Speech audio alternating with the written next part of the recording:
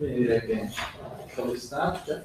Can you? Yeah, I'm basically introducing you in Italian, then we will switch to English. Innanzitutto, grazie a tutti per essere venuti. Questo è uno degli eventi che l'Istituto Bruno Leoni organizza per discutere temi che fanno parte o sono in qualche maniera riferiti ai nostri interessi di ricerca e alle nostre attività, ma che ci forniscono anche l'opportunità di incontrare studiosi, economisti, giuristi, in questo caso un economista, provenienti anche da altre realtà, ma uniti dalla stessa, come dire, dello stesso sforzo di capire il mondo attorno a noi e dalla stessa convinzione che il mercato e la libertà economica rappresentino molto spesso una risposta a tanti dei problemi che ci troviamo ad affrontare.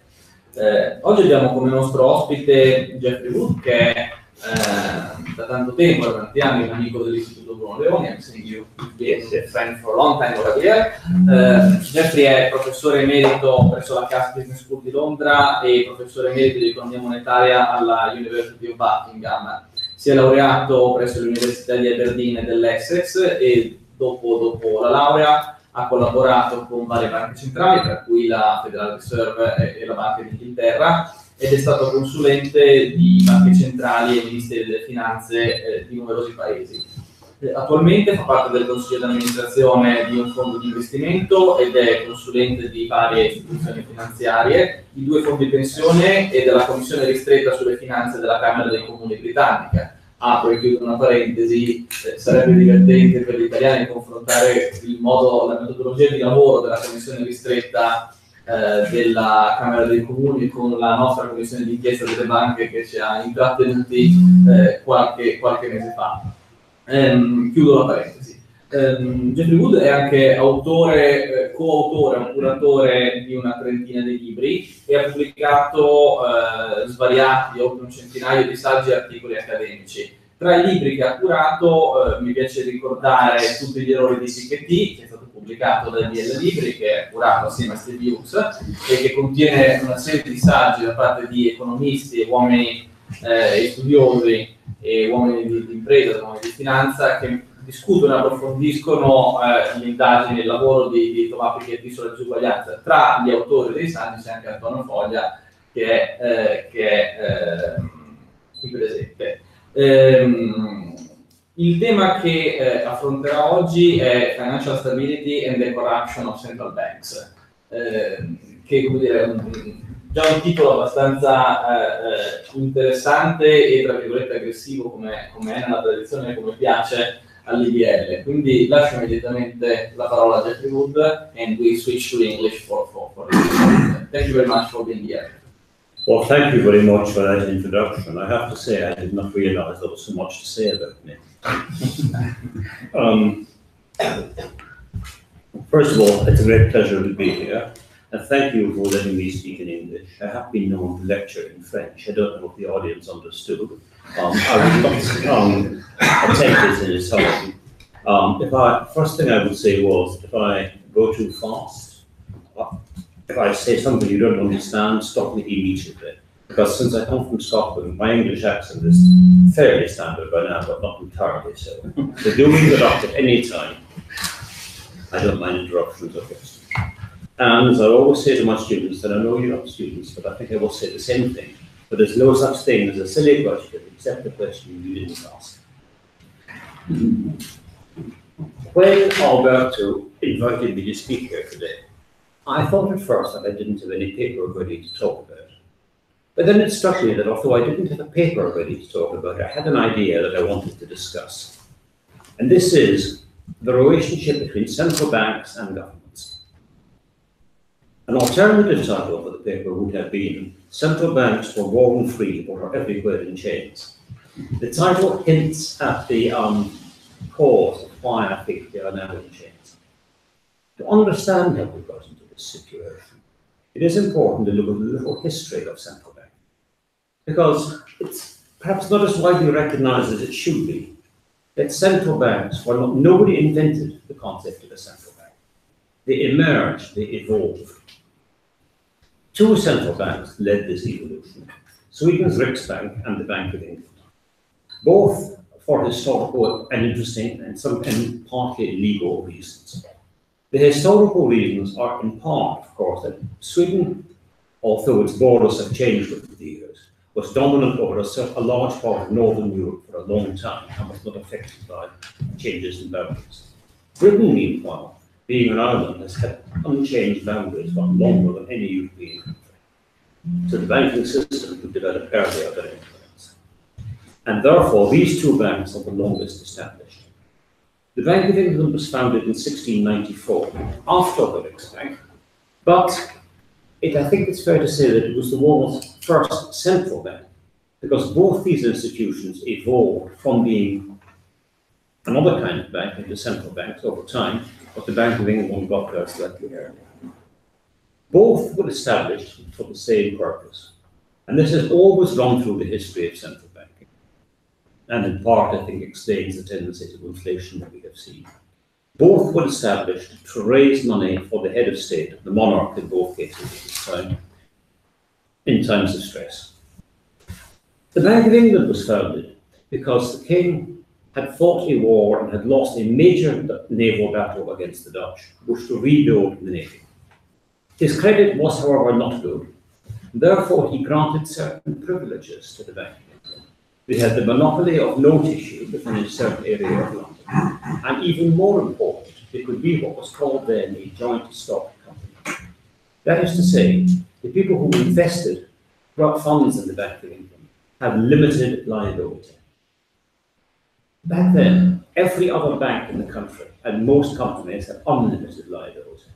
The limited liability corporation, one of the most important inventions in human history, had been invented, but it was not yet allowable, in Britain at least, to banks. The Bank of England had limited liability. It had the right of note issue within a certain distance of London. And in return for doing so, it undertook to raise funds for the monarch. So from the very first, it was dependent on the monarch. It was a dependent central bank. And it was unconstrained in principle by any monetary standard, because again, we all think countries in those days being on the gold standard. This was not the case. Britain was put on a bimetallic standard by Isaac Newton. A bimetallic standard is a standard with two metals involved, in Britain's case, gold and silver. Now, bimetallic standards are invariably unstable in the sense that one metal or the other vanishes from monetary circulation. Because as the price of one relative to the other changes in the markets, one of them becomes more valuable for purposes other than money. And therefore it goes out of monetary circulation, and the one which is less valuable for other purposes stays in monetary circulation. France, incidentally, was also on a bimetallic standard for a time, but curiously, Britain was moved onto a gold standard, an informal, a de facto rather than de jure gold standard, by the relative prices, while France was moved onto a silver standard by relative prices. So then we had Britain on an informal gold standard, but it was purely informal. But the bank, as the biggest bank in the system at this time, although it didn't remain so, and as the government's banker, became responsible for maintaining Britain's link to gold. I should have brought a Bank of England note with me, because if you read a Bank of England note, it actually contains very important lessons on British monetary history. But since being Scottish, I always do with banknotes, and therefore I have what it says on the Bank of England note by memory. It says, oh, thank you very much. It says, yeah, it's for me as well. Have you been there? I promise to pay the bearer of the man the sum of, in this case, £20, and to sign London for the governor and company of the Bank of England, Andrew Bailey, chief cashier. Now this, if we decode this inscription, tells us a great deal. I promise to pay the bearer on demand the sum of £20. If you took this note into the Bank of England today and asked to change it for £20, they're practical, they're so easy to serve. Would you like a new note? Would you perhaps like two £10 notes? Would you like 10 pounds? Until, I suppose, 1914, and again for a brief period after the First World War, you would have got gold to the volume of £20. It goes on, it's signed for the governor and company. The governor was the title for the chairman of the company, and the company were the part of the shareholders in the bank. It's signed Andrew Bailey, chief cashier. Now you might think the chief cashier is simply a clerk. The chief cashier was the bank's most important permanent official until well into the beginning, after, I suppose, the First World War. He was the only official who was there permanent, and he was very important because his primary task was to ensure the bank always had sufficient gold in its reserves to be able to pay out on demand. So he had to maintain an eye on the gold stocks. He had to have a feeling for how much could be withdrawn at any time, and he had the power to raise or lower interest rates as necessary. So this tells us about the gold standard, it tells us about how the Bank of England operated, and it tells us about the internal structure of the bank. The chief cashier is still an important person, although not as important as he once was, because the governor is now not a permanent appointment, but an appointment for 5 or 10 or whatever years, and he is the most important. So far, he is the most important person in the bank. So they maintain price stability because, of course, since the note issue was constrained to gold, the money supply could vary only with the supply of gold. The government could not interfere with that, and the government accepted that. It was also recognised that the country would suspend, as the term was, the gold standard in times of emergency. And these occurred first at the times of what broke out as the French Revolutionary Wars, but became known very soon thereafter as the Napoleonic Wars. And of course, you see some of Napoleon's warring over Europe immediately to my left and your right. Triumphal arches everywhere and so forth. And these wars went on for a very long time. The gold standard was suspended, 2 reasons. Suspending it made it easier for the government to raise funds. And secondly, of course, it prevented gold draining overseas to permit France and its allies to wage war on Germany. So it was a defensive action directly, and it was a financing action. But Britain resumed the gold standard after the end of the Napoleonic Wars. So again, price stability was maintained. Now, very interestingly, as you become a central bank independence and how it's been contaminated later, but it has been adopted as a way of maintaining price stability, which of course is recognised as desirable. If we compare its record with that of the gold standard in Britain, it actually does not do very well. We can get a record of prices for Britain reasonably reliably, although of course from the changing bundles of goods, from well back into the 17th century. If we start simply in the 19th century, we can draw a graph of charts of prices, which is pretty reliable, and we find it a straight line, essentially, with random bounces up and down.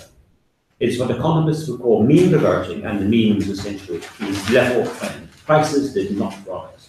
There were shocks from time to time, prices went up, but they always came back down. And this stability is reflected in prices, in interest rates. Government bond yields scarcely moved throughout the 19th century after Britain had resumed war. And that remained the case even in the only other war of any significance, and it wasn't a war of much economic significance, the Boer Wars in South Africa. Even then, bond yields scarcely moved at all. The first hint of rising bond yields was in 1913, as fears started to emerge at the outbreak of war. So accordingly then, the gold standard performed remarkably well. And in terms of growth, again, growth performance was entirely satisfactory, in theory, because growth performance is determined by real factors, technical progress, and so forth.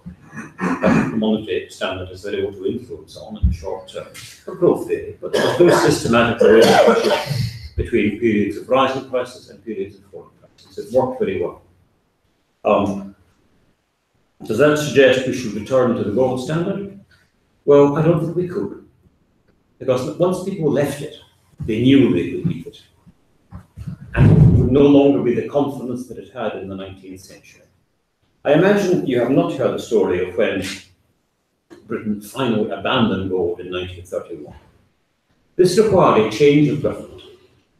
When the new government did this, it is reported that the Minister of Finance, the Chancellor of the Exchequer, as he's called in Britain, the previous Chancellor of the Exchequer said, nobody told us we could do that. The idea of leaving the gold standard just did not exist in people's minds. That would no longer be the case. So I think returning to gold would not be feasible now. But the evidence does suggest to me that rather than having independent central banks with an inflation target, which are problems, which we can discuss later, we should think again about going back to some form of monetary rule. Simply because, well, it's not ideal, but it's better than the available alternative, and that's what we all need to think about in economics. Not what's perfect, because nothing ever is, but is it better than the available alternative? Now, central banks, as you will observe, and this is true of every central bank, the history of the bank and the real estate, were set up to serve the government. And they did so, insofar as their inflation target went.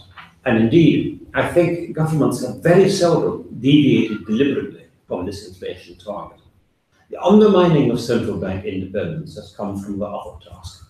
What is that other task? Well, the other task is what we now call the maintenance of financial stability. And the Bank of England discovered this first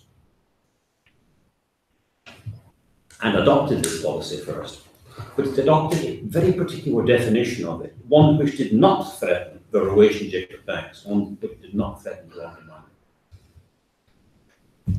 Again, as is characteristic of a common law as opposed to a civil or Roman law system, Britain is a common law system, the solution emerged in the consequence of a problem.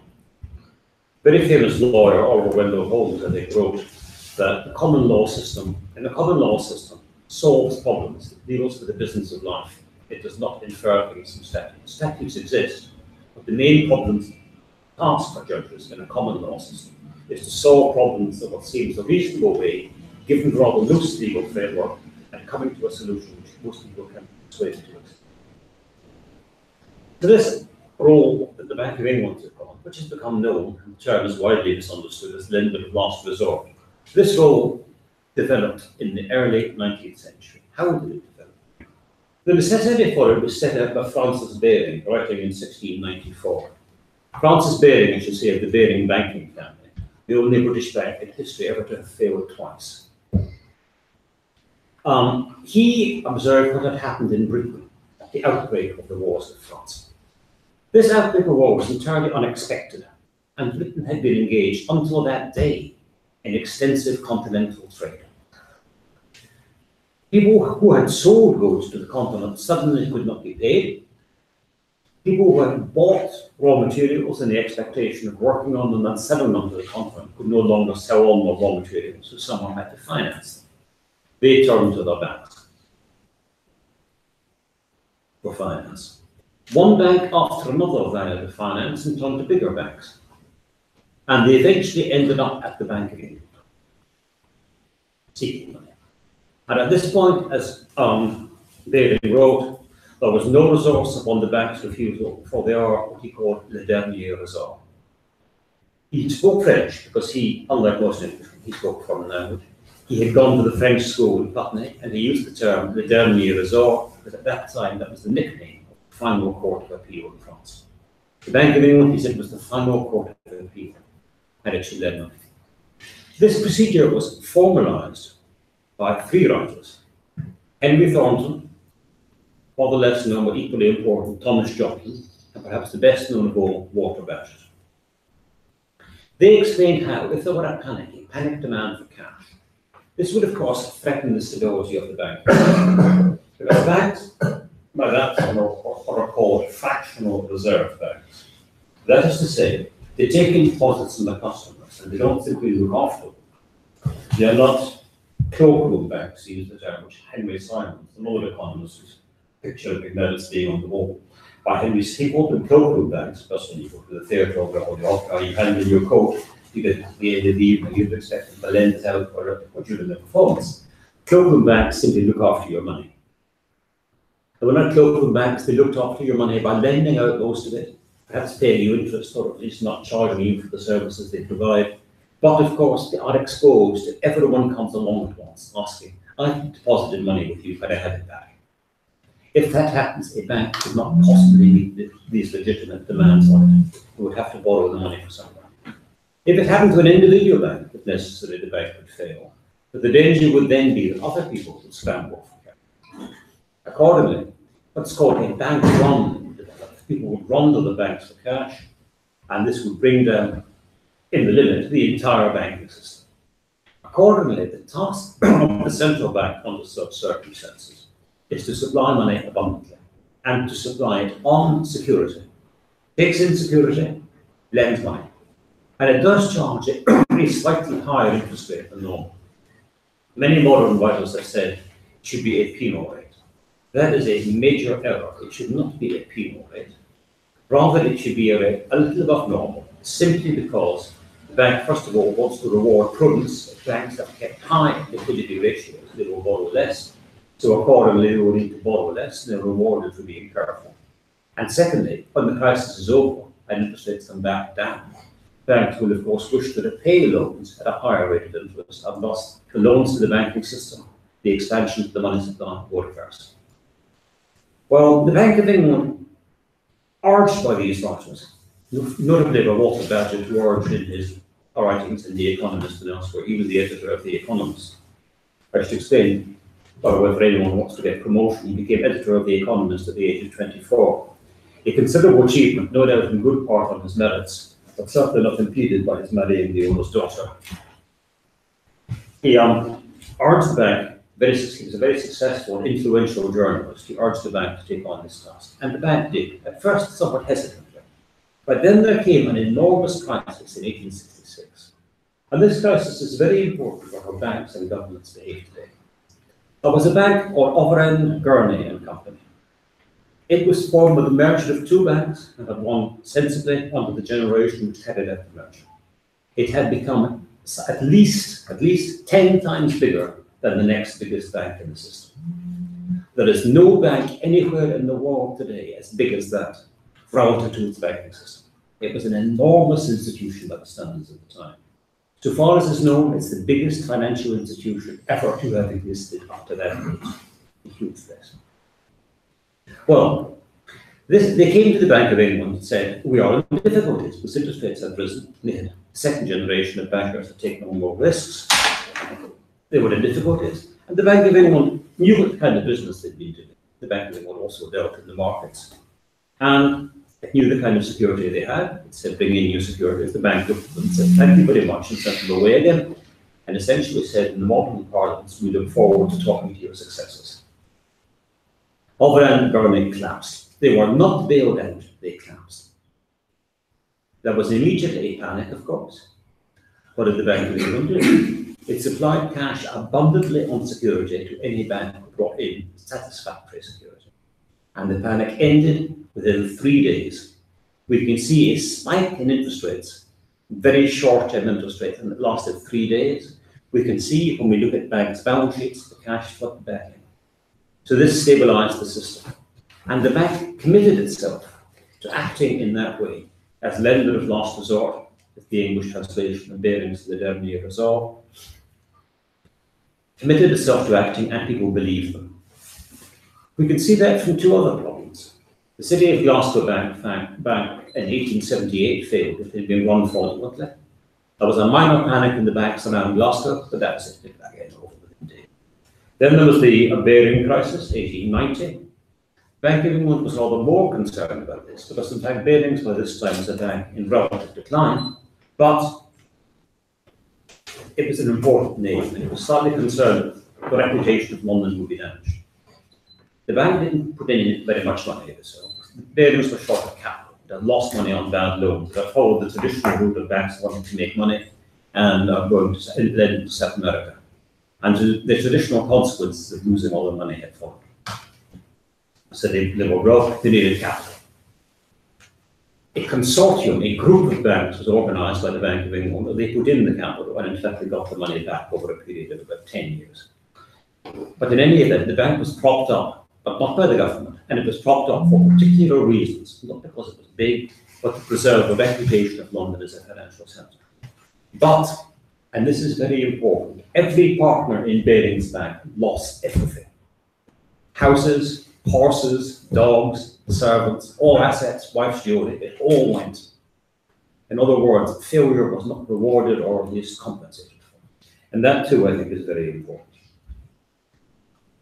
So then, we have a system where financial stability in a very narrow sense is delivered. The Bank of England continued to deliver monetary stability. And this remained the case right up to when Britain finally left the gold standard in 1931.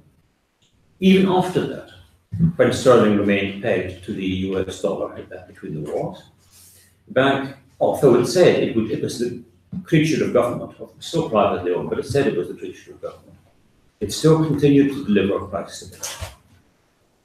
And Britain, incidentally, had almost no bank failures, none of any significance at all.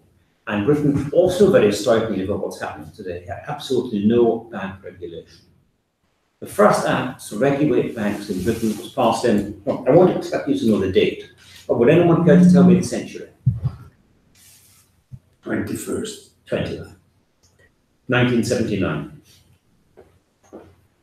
Until then, banks were regulated by the same body of company law as every other firm. And until that date, banks almost never failed in Britain. The occasional small local organisation of what's known as building society, specialised and then on mortgages failed, and usually, very usually, but not in the very again, was a fraud. The banking system was completely secure. This was, in part, because of the structure of the system. It's important to understand this too in common discussions. The structure of the system is immensely important. One can say in any year one chooses, more banks failed in the United States in the last year than failed in Britain in the last century. Invariably. Why?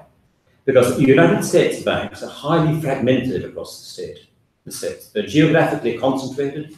Until recently, many states forbid branching out of the state, and a few states, including the state of Illinois, forbid having a bank branches at all, or ban what were called unit banks. If you had an office as a bank, that was it. They were thus very exposed to shocks. And an inherent system design flaw that I think does have some implications for European monetary, because of course there's not a great deal of inter-country banking at the moment. And that was what caused problems in the United States, and we come to that there in questions. So we had a very stable system, essentially free of interference by government, even although the Bank of England was nationalised in 1946. Prices started to drift out of control since inflation rose, but inflation was not very drastic. Partly because the US was pegged, the UK was pegged to the US dollar for a large part of this period. And the US dollar attained price stability. But then things started to change. How and why did they start to change? Well, it was thought that it would be a panacea for price stability to bring in central bank independence. And many economists have written, including my host at the Holy University, Professor Stagnaro, have written on central bank independence. And they all take as given what central bank independence is. And everyone regards as, although they don't acknowledge this usually, as Milton Friedman's definition of independence. Independent within government, an independent institution which has to carry out certain instructions. And they do find, when the central banks are given this inflation target, that they do tend to deliver better inflation performance than they did before. But that's the definition of independence. Now, this definition of independence is, of course, robust only so long as the constitution of the bank is not changed. Because if we change the constitution of the bank, invariably it means tinkering in some way or another to give it additional responsibilities. Some central banks already had a wide range of responsibilities. The Reserve Bank of New Zealand, which was the first bank in the world to adopt central bank independence, had the target for inflation and only for inflation.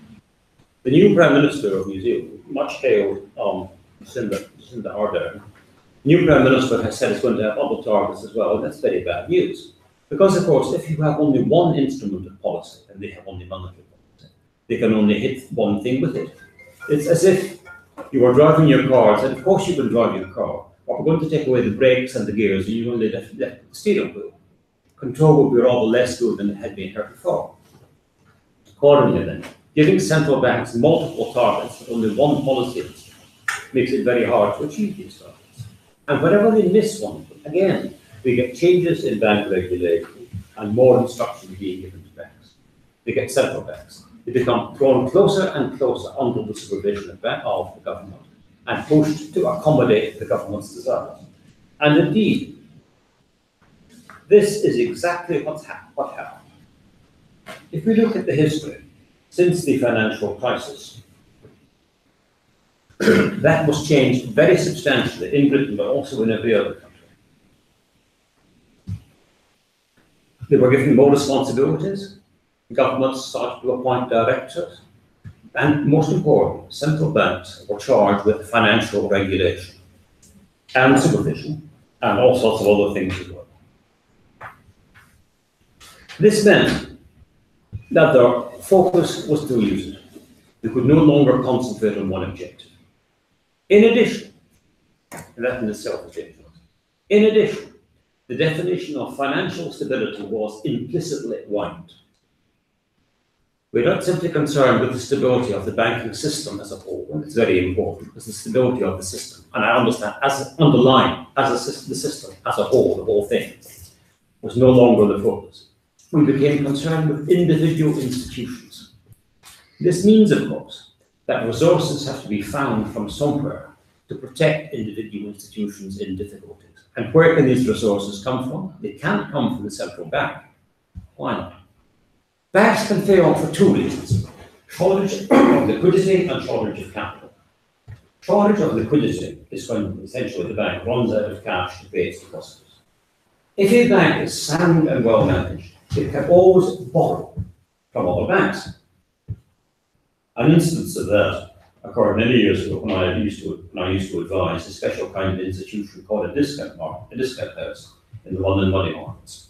These were institutions which borrowed very, very short term and lent. They lent to banks. Banks borrowed from them by bringing in security. And this meant that whenever the banking system, a bank was short of funds, it went to the discount market, as it was called. And only if the discount market was short of funds, did it in turn go to the bank. I won't trouble you with the historical reasons why they developed this relationship. And most of the time, if an individual institution went to the discount houses, it could be accommodated. Usually, if it couldn't, the houses borrowed from other banks, and very rarely indeed, except at the close of business every day, they'd have to go to the Bank of England. The Bank of England always made them borrow at the end of the day to make sure it had controlled interest rates, but it was a trivial amount.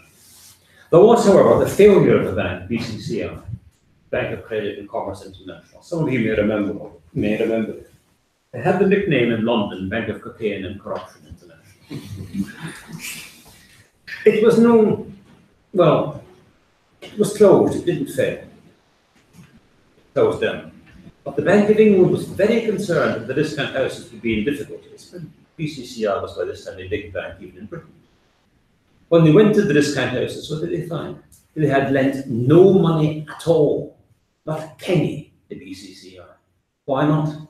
Because BCCI would not disclose enough about their operations for the discount houses to know that they would be reasonably safe lending the money. They had seen this institution grow rapidly, a bad sign in a bank. They had seen it with a very elaborate, elegant head office, another bad sign in a bank. And they hadn't lent them a penny. So in consequence, the problems of BCCI were contained entirely to BCCI. They didn't threaten any part of the British banking system at all. That was because the discount houses, of course, knew they would fail and they were careful with their own funds. But more recently, big banks have occasionally failed, potentially failed in large numbers, and the response has been not to wind them up in an orderly fashion, but rather to provide them with capital. And this capital had to come from the government. And of course, since the government has no money at all except what it takes from the taxpayers, it had to come from the taxpayers. Something had to be done to prevent this happening. What was done was regulation, the imposition of capital ratios, rules coming from the Basel Committee, and so forth. And also, of course, interest rates were kept exceedingly low to prevent the economy getting into difficulties. All these actions have caused problems for the future. Imposing all these tasks on central banks means that when a bank fails in the future, as it invariably will, it will be able to say, but the central bank should have stopped that, that's the job. And again, the central bank will be interfered with and lose authority. Secondly, the imposition of common rules is a terrible, terrible mistake. Why? In the past, let me take again the example from Britain because it gives us a long run of data. We had banks, well, Barclays Bank, but also the Midland Bank, the British Linen Bank, the Bank of Scotland, the Royal Bank of Scotland. These geographical names told you things. These were where these banks had grown up, and often it was where their main business remained. Also, they diversified internationally, so they were not therefore all exposed to the same shock.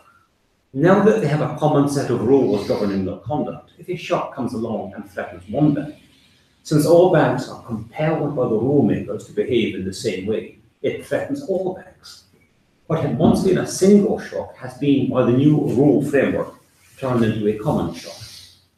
So accordingly, the response to the financial crisis has, I think, corrupted central banks, not in the sense of making them dishonest, or probably some of our central banks are just people like everyone else, but rather it has corrupted them in the sense that it has undermined their authority, it has weakened their authority over government to say, no, you can't borrow from us. Because after all, they did have to call on governments in the last crisis for funds. Why shouldn't governments call on them to keep interest rates down and make it easier for governments to borrow? So this contamination of the definition of financial stability, broadening it to keeping banks alive, broadening it perhaps to slowing down or preventing adjustment in stock markets, broadening it to preventing people losing money, has meant that gradually monetary control will be lost by various routes. Interest rates will be kept too low for too long. This has usually been what threatened financial stability in the past. So that we will have not necessarily tremendously rapid inflation, as we sometimes had when governments turned to central banks at times of war, but certainly we will have a tendency to ever rising inflation, simply because governments do not like rising interest rates. Central banks have been made once again, despite their formal constitutions, the creatures of government, and this will mean they will be reluctant to displease governments and reluctant to raise interest rates. Let me add one further point, then I will conclude the discussion. The further point is this: central banks have an inflation target, almost without exception. Central banks cannot control inflation. They have no way of doing so. They can control the trend of inflation by controlling money growth.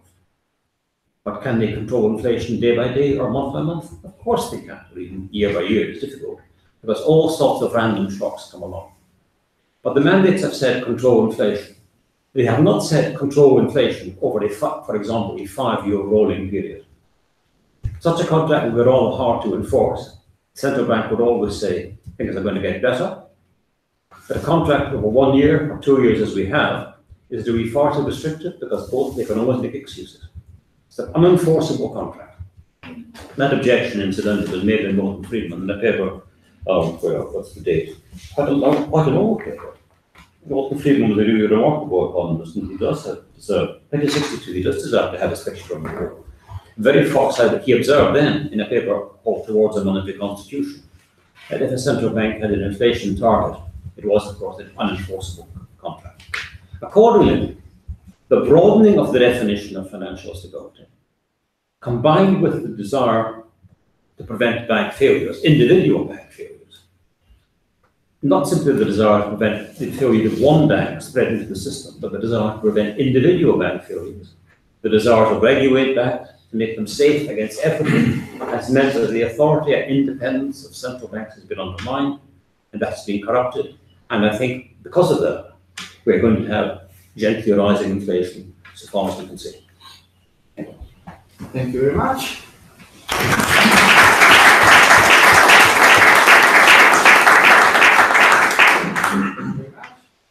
I think there is a lot of big flags around here to discuss.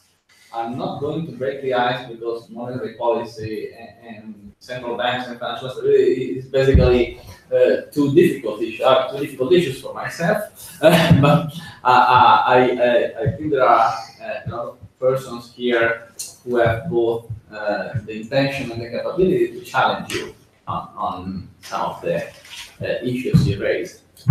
So I'm just looking around to see who breaks the ice. Antonio Foglia. Okay, I will. A couple of questions, actually. The first one on the broadening of the objective without adding an instrument. Well, in fact, when the mandate of the central bank was enlarged to financial stability, they were given an instrument because they were given the power to regulate and oversee the sector. The second question is on inflation, because while I fully side with your view and expected a runaway inflation 10 years ago when central bank balance sheet began to expand to the tune they have, we are now 10 years into the experiment and nothing has actually happened. If anything, many countries feel they have the opposite problem. So why is that? Well, let me take the second question first. That's the more straightforward. You remember, you know, indeed, being a banker, that banks need both liquidity and capital. There was an immense expansion of liquidity, and indeed other things equal, as you and I and various others expected. That would lead to an expansion of the measures of the money supply, which matter for inflation. But it did not. Why did it not? Three reasons at least. First, banks wanted to raise their capital ratios, because if you're short of capital, that too constrains the lending. Either liquidity or capital constrains the bank, whichever is the tighter. They were short of capital, however much liquidity they were given, they could not raise it. They could not expand them. So that constrained monetary expansion and thus inflation. Secondly, regulation required them to raise more capital, even if they hadn't wanted to do it, they would have, by regulation. And thirdly, there was regulatory uncertainty, because regulations kept changing, saying, no, that's not quite enough capital, no, that's not enough, no, let's get more capital. They didn't know what was coming, so simply they held on to the capital and they did not lend. So I think these special factors restrained bank lending. Now let me come to your description of regulation as a policy instrument. I do not think regulation is a policy instrument, because it assumes that central bankers can prescribe what is good behavior for a bank. There is no evidence whatsoever that that's the case, and also, even if it were the case in the past, it would imply perfect foresight for central bankers, because they would know about future problems, they would know about the future problems inside the individual firm.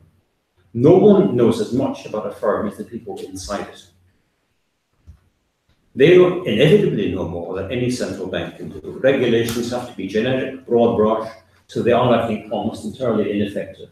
Remember, British banking entirely unregulated until 1979, simply because, among other factors, because the system in which the banks operated was the right kind of system. And also, very importantly indeed, banks feared they could fail. How do we know that? Well, first of all, the fear of failure. There was an American lawyer, Lee Buchheit. His speciality is the bankruptcy of nations. He comes to get along to talk to a seminar I attend in London. If you ever get a chance to invite him here, by the way, do. He is the finest speaker I have ever heard. He comes from the south of the United States. He's obviously watched many of these southern clergymen preaching on a Sunday. He has a tremendously theatrical style. I have never had a longer pause in a sentence to get the audience really on edge before they know what the next one is. He's wonderful. He was giving evidence to one of our parliamentary committees. He spoke of the looming spectre of bankruptcy, the effort at your shoulder, necessary to keep you honest. Banks have lost this looming spectre. They still had it in well into the 20th century. How do we know? In 1932 or 3, I think it was, the government wished to convert a large amount of borrowings from short-term borrowing to long-term borrowing. An immense amount of debt. It wanted to be able to say to the public, which held some of this debt, all the bankers have done it, who went around all the banks. One bank, Midland Bank, said no. Why did he say no? The chairman was Reginald McKenna, and he said, the government, I'm not going to take any of this stuff. It's not as good as what I have. It threatens the solvency of my bank. Midland Bank at that time was the biggest bank in the world, and the most robust by capitalization. But he still feared the solvency of his bank would be threatened. So they were afraid of failure even then. That also is very important. We have to get that back into the banking system. We now have banks which think even if the bank fails, the bankers won't suffer, reputation won't be damaged very much, and so forth. So accordingly, I do not think regulation is an effective tool. rather it's a tool which potentially damages the central bank.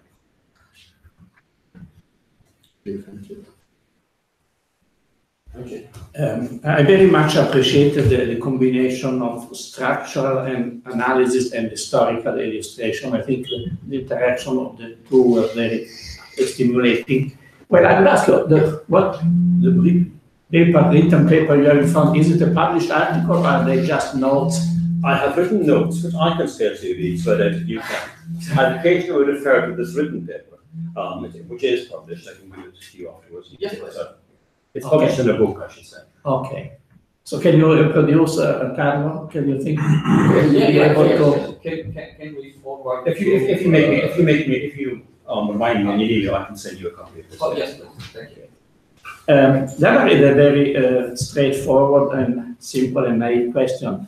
You mentioned cases, I don't remember exactly which, in which there were an obstinacy to keep interest rates too low. What judgment would you give of the present current policy of the BCE on that matter? First of all, there's no such thing as a naive and simple question. Naive questions are never simple, as you well know. However, I think the policy of the ECB and most of the central banks in keeping interest rates low is naive and dangerous.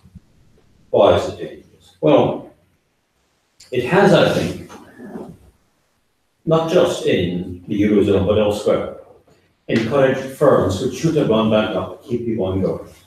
They have not released resources of labour, possibly of capital or skills to other firms that might expand. They have prolonged the recession. In countries such as Britain and the United States, which have funded pension funds investments, the volume of these funds has been damaged by these very low interest rates. Returns have been compressed, and because future liabilities are discounted at these interest rates, future liabilities have gone up. Consequence is that firms have had to divert their profits from investing more in the firm to propping up the pension funds. So I think the policy has been seriously damaging in the Eurozone. And of course, the Eurozone does, to my mind, suffer from another difficulty. I said that the United States had a highly fragmented banking system. Well, in the 1930s, it had an even more fragmented banking system. There was no interstate banking. So if you were a bank in one state, you could not bank anywhere. Each state was thus, in effect, a separate monetary area. Okay? Now, a woman called Patricia Harland, I think it was Patricia Harland, published a very important study in 1946. And I think it's one of the most brilliant papers ever written in economics. And the reason nobody has heard of her, two reasons. First, she got married and she changed her name as women did in those days. She became somebody else. And secondly, she went into the CIA to work as an economist and stopped publishing. And it was a great loss in the economics profession. Because she had this brilliant idea. She said, these countries, these states in the United States are like countries in the gold standard, just like countries in Europe. The European banking system fell apart under the strains of the Great Depression and inflation. Why? But the American system did not. It held together, more or less. What suffered badly? Why did it hold together? She said it held together because of the Federal Reserve System, which could branch across the whole of the United States. And this enabled funds from the centre, from central government, to travel, not in deliberate fiscal bailouts, but in the form of assistance to people who were very poor in poor states, and the particular projects in particular states. So there was a transfer of funds from the centre, fiscal funds, government funds, taxpayer funds, which could not occur in continental Europe because they were separate countries. And thus the system was held together in the US and not held together here in Europe. It seems to me there is, of course, a similar problem in Europe, because there's no automatic mechanism for fiscal transfers. And in addition, because of the constraints on the European Central Bank, it is very hard for it now to take in the debt in many of some countries. The European Central Bank can take no more Greek debt, for example, none at all. And it's surely going to get some more because the Greek economy is not recovered. So the evidence from the United States, so there isn't much evidence. It does suggest that there are serious structural flaws in the Eurozone which are being undermined by low interest rates, bizarrely, because the low interest rates are impeding functioning recovery and the elimination of bad firms. Right, so the evidence on the need for fiscal transfers is, of course, far from clear-cut, because there aren't many examples. The other countries with long runs of history, are quite often unitary states. But federal states have always had, federal states other than the Eurozone, Australia, Canada, the United States, have all had mechanisms to enable the transfer of funds from the centre, automatic mechanisms at times of difficulty.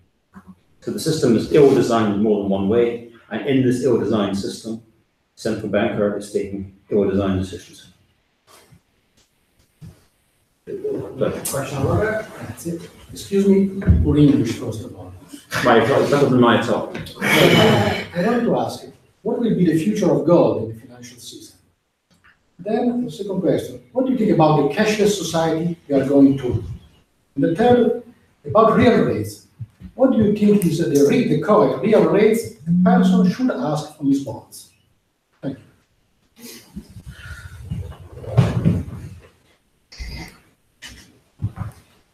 Future of gold in the financial system.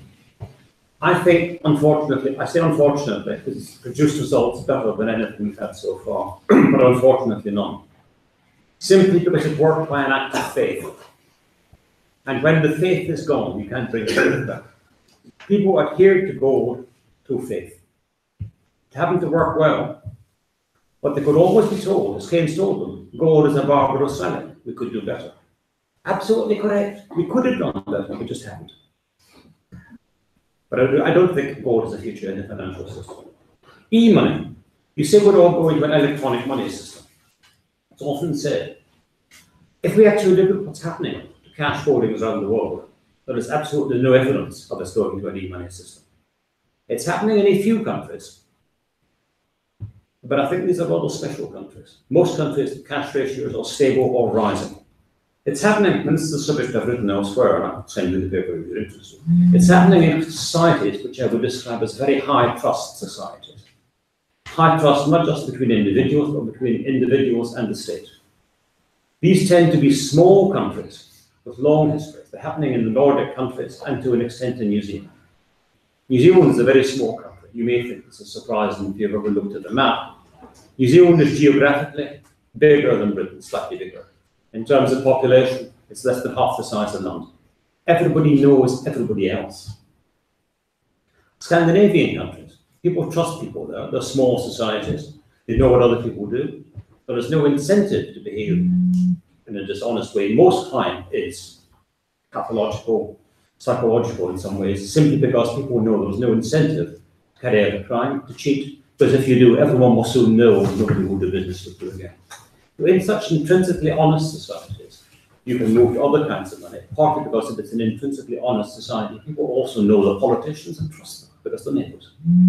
I don't think it's not happening in big countries, and obviously it's not happening in low-trust countries. So I think the evidence does not fit what you're saying. It might happen someday, but it hasn't started to happen yet. What real rate should you demand for your banks? I wish I were a big enough saver to be able to demand what I should get for my bonds. But suppose I were, I would say, what's the respectable rate of return on bonds? It surely is always the real rate of return on the economy, which is roughly equal to the real rate of growth, plus the expected rate of inflation. You would have to look at two variables: what's the real rate of growth, what's the expected rate of inflation, add them together, and then say that's what I would expect from my bank. It's certainly more than you get there. You might get something approaching that, maybe in the US, with the only major economy where you do. I'm on the board of a pension fund, two pension funds. And neither of these pension funds holds any British government bonds at all, although purportedly they're safe assets, because the British government hasn't defaulted very often, simply because they are yielding. In some cases, they're actually yielding negative rates of return, and they're certainly very exposed to risk when interest rates go up. So at the moment, interest rates are not sensible, bond returns are not sensible in these countries.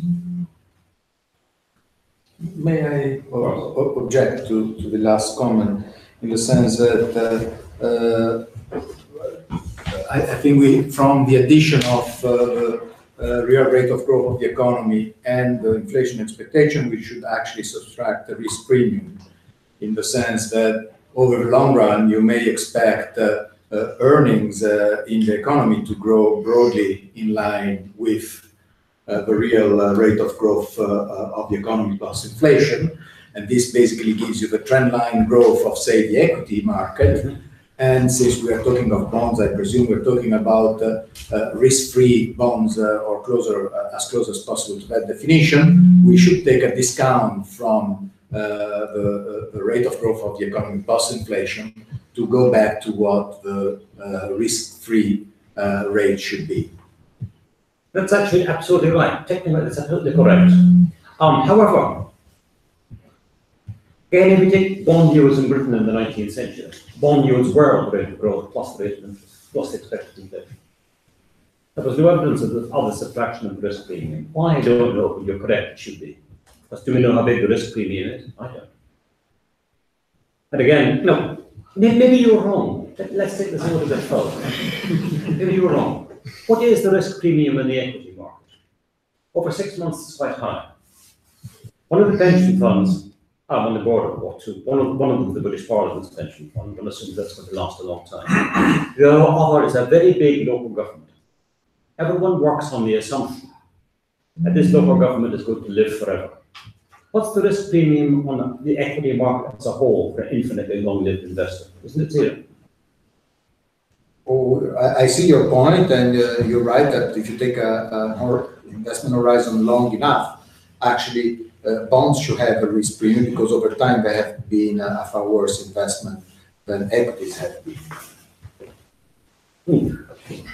But then you go into the different volatility and all the liquidity issue and so on. So it does depend a lot from the, as you hinted, from the length of time you will be considering. And as I keep telling my actuarial colleagues, volatility is not the same thing as risky for this age. Of course. I've got 2 questions. The gentleman already, please. Okay.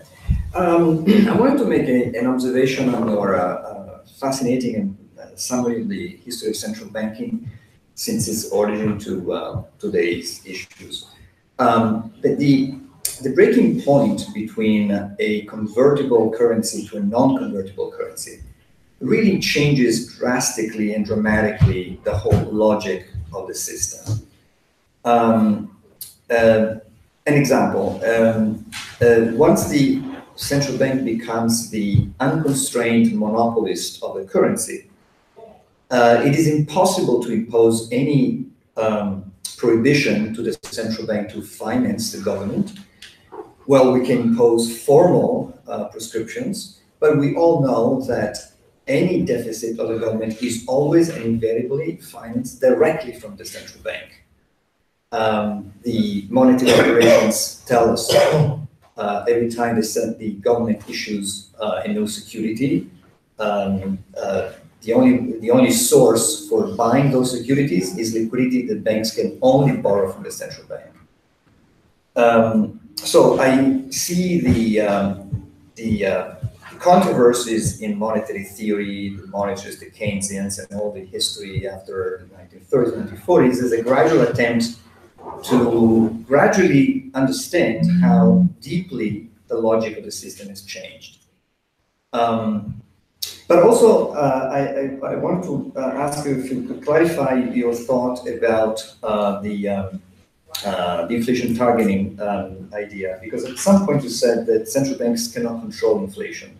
But on the other side, on the other hand, you said that you would like to see an enforceable contract on central bank for price stability.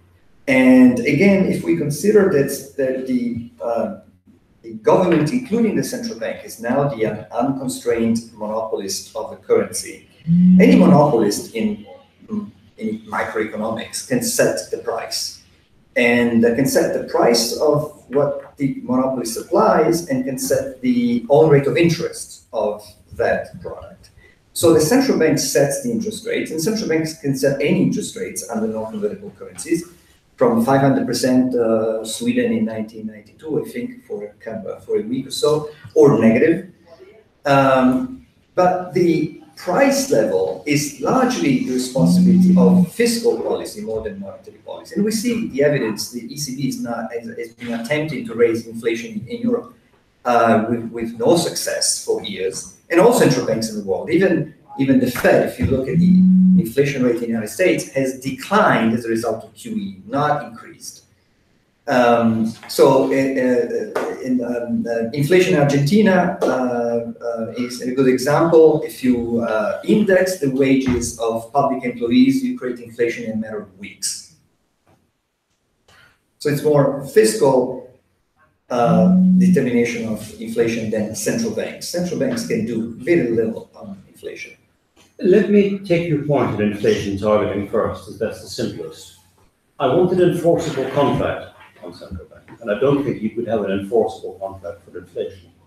What you would have is an enforceable contract for something else that would have the consequence of delivering inflation stability. And this enforceable contract will be for the growth over some time period of a measure of the money supply. In other words, something that approximated to the gold standard in a fiat money world. Now, is there a fundamental change in the system when we move from a gold standard to a fiat money world? Yes, of course there is. As you describe it, the central bank is a monopolist and the government can tell it what to do. But first, the governments do not have to borrow from the central bank. They can borrow from the private sector and from companies. Some governments have imposed what is called a full funding rule. That is to say, all money is to be borrowed from non-bank sources. This was imposed for many years in New Zealand, for example, and it worked for a while. Formally, of course, other governments have tried to follow it. So there can be a full funding rule. There's possibly a mechanical increase in the money supply when government securities first hit the market, but it didn't need to stay there for long. Can we prevent, and this is really the heart of the question, can we prevent fiscal pressures from overwhelming central banks? It depends on the institutional constraint and on how big the fiscal pressures are. Some fiscal pressures are completely irresistible. If you have a taste for monetary history, I would direct you to a paper that was originally a PhD thesis, then published as a paper by Eugene Lerner. It's called Inflation in the Confederacy. He looked at inflation in the South in the US Civil War. The South, as you know, lost that war. Also, they had to rely on printing money to finance the war because all the machinery of government was in Washington. It was the North. As the South lost the war, temporarily, every time it had to move its printing presses away back from the front line, and this stopped money creation. Astonishing, we can see in Lerner's charts, every time they did that, the inflation rate dropped. So under these extreme circumstances, fiscal dominates, well, you can stop it dominating. Now, of course, it's a bit extreme to invade the country and break its printing presses to get control of inflation. But what you could attempt to do is put rules in place. I don't think we have satisfactory rules in many countries, but we simply have to do the best we can. But if you're saying fundamentally, I think we are doomed to at least gently rise inflation, the answer, I think, is yes. Fiscal policy does ultimately dominate inflation in a fiat money. Okay. Good morning. I'm Giulio Peroni, professor of international law at the University of Milan. My question is this. After your speech, I understood that the central bank had fundamentally two goals. Firstly, to ensure and maintain price stability, and secondly, to ensure and maintain financial stability. But only for price stability, if I don't make a mistake, there is a quantitative criteria used by central banks, the level of 2%, in order to say we reach the target of price stability. Is it? My question is the following. Is it possible to use quantitative criteria for defining financial stability? And exist or not a common notion of financial stability among the circuit of central banks? Because we know that there is the same position of ECB, Federal Reserve, Bank of Japan, about the level of 2% for inflation. And my question is, but for financial stability, we arrive to have a common notion, and we can use macro numbers, quantitative criteria to give a common point about it or not? Right, well, you're absolutely correct, of course. We do have an accepted definition of price stability. We could argue a number of 2%, but that's the way to do it. Is that an accepted measure of financial stability? Well, on the Bank of England's website, it defines a central bank. And it's a very curious definition, because it nowhere tells you what a central bank is. It simply lists all the things it does. It's as if you were asked to define an elephant, and you had an elephant, it's an animal that feeds itself on grass by picking it up with its nose. It describes its activities, it doesn't actually say what it is. I don't think there is an easy way to define financial stability. We could say the banking system is robust to shocks.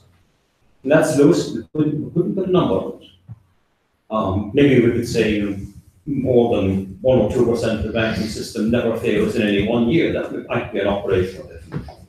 That sense of financial stability is one of these things which is, we can't define it precisely, but we know it when we see it.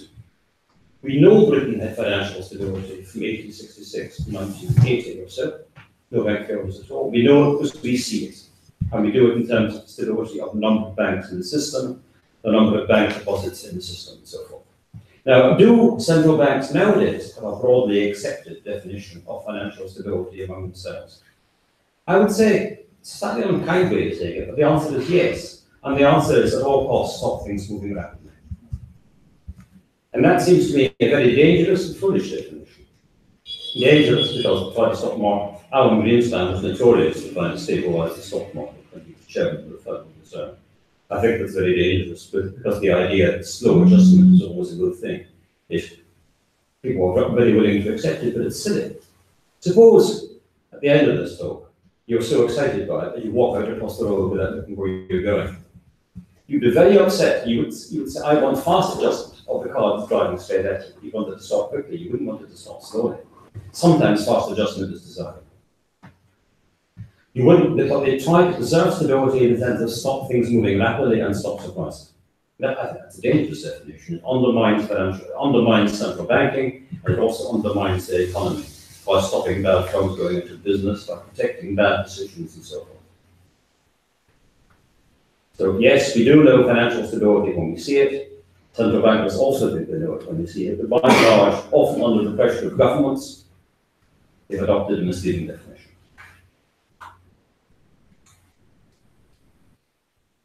I ask a question? Another naive question. What is your view on the big debate on separation between commercial banking and investment banking and impact on capital ratio, liquidity, and financial stability as well? As you will guess by now, I tend to look at the data first and the theory afterwards. I tend to pursue the inductive rather than the deductive method. So let's pursue the inductive method of this. Let's look at the last wave of bank failures. You look at the British banks that got into difficulties, and the British banks that survived. The ones that got into the worst difficulties were the ones which had no significant investment banking. The ones which survived were the ones which had significant investment banking. Most notably Barclays, which was able to borrow from some individuals without having recourse to government because it had a substantial and successful investment banking arm. We can look back at the history of British banking, and we find, curiously, if we compare the profitability of British and German banks, for many, many years, banking profitability in Britain has been more varied than German banks, but also it's had a higher mean. And usually, almost usually, investment banking profits and commercial banking profits have moved in different directions at the same time. When one's up, the other's down.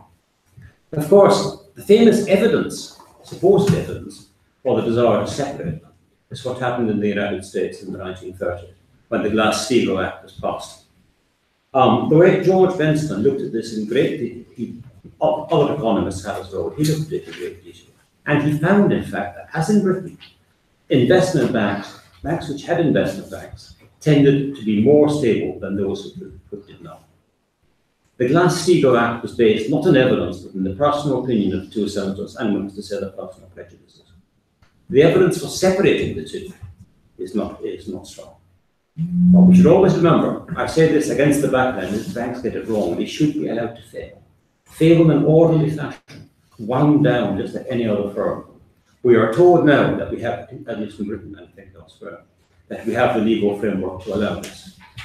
I look forward to seeing it happen.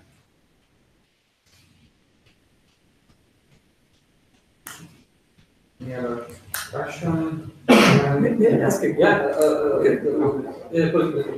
Thank you. So thank you for, first of all, for your time and for sharing your thoughts. Regarding the historical view that you gave us, it's interesting, and I had a question. Apparently, the concept of fiat money, which ultimately relies upon the credibility of the central bankers, is somehow quite recent idea. In the history, it has never been such a case. Do you think that in the future we may see one, competition between different currencies, second, use of technology to address this, let's say, moral or credibility issue, which is intrinsic with the human nature, if you wish? I don't know if the question is clear. Oh, yeah, it's completely clear.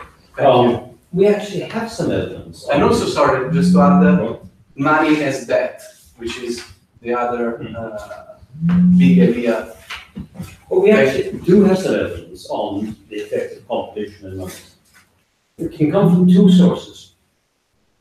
But some scholars have argued that we can have free banking, where banks, every bank can issue its own banknotes. There have been a few episodes, but it's been on quite a long time. Scotland, for example, had free banking for many years. So had Australia, there was an episode of it in France, Canada had it for a time, and the US had it. England indeed had it for a time too. These episodes, by and large, seem to have worked fairly well. Free banking was killed off in England. Banks stopped issuing their own notes by the creation of the Bank of England, which was gradually given monopoly over notation.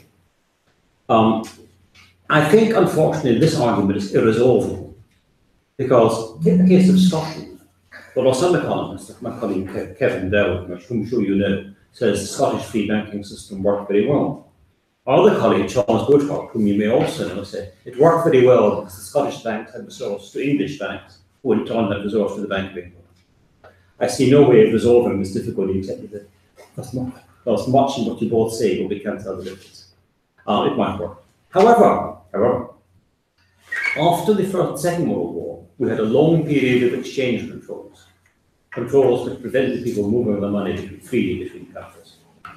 It may be a coincidence, but invariably, when a country abolished exchange controls, its inflation rate fell.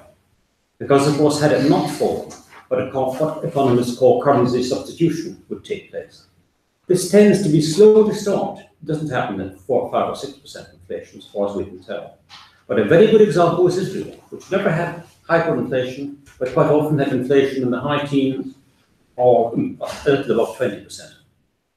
They removed exchange controls and announced the determination to reduce inflation, and it worked. The determination stuck and inflation came down and people believed the policy.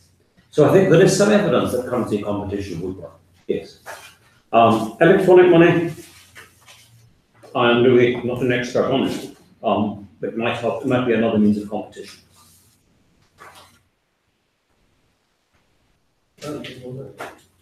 Just a second quick question. Central bank and money supply. Evidence is that central bank do not control the money supply. They can monitor the money supply, they can indirectly try to influence the money supply, but they don't control it. How do you see the mechanism by which central banks control or do not control the money supply? Well, the mechanism to some extent depends on the country in which you're in. However, again, the question of control depends over how long a time period you're measuring and how tight control you want. Do central banks have perfect control for the money supply from day to day or month by month? Of course they don't. But a very famous study by the only recently deceased Philip Kagan on the determinants and effects of changes in the stock of money in the United States, 1867 to 1970. What did he find? Kagan found that short-term fluctuations in the money supply More smaller fluctuations in the money supply were indeed determined by the commercial bank's behaviour and by the behaviour of the commercial bank's customers. But the trend in the money supply was constrained by the behaviour of the central bank. We get the same evidence in Britain, because again, we do some of our work there. My colleague Forrest Cappy has done that. What mechanism do they control? What mechanism do they use? They use control of the amount of liquidity the commercial banks have access to. Now, you may say that in a country such as Britain, where the commercial banks could always borrow from the Bank of England, the Bank of England has no control. The Bank of England has no control so long as it does not vary the price. The moment it chooses to vary the price, then it has control. It has been willing from time to time to push the price up high enough to control what you give the instance of Sweden getting to 500%. That's perfectly correct. There was a time when Britain, very briefly, in living memory, in my memory, I was working in there at the time, when bank rate got up to 27%. These things happen, and they work. Of course, they don't work short term, but they work. If they did not work, the big counterfactual, if they did not work, prices would not have been steady for 200 years of gold standard.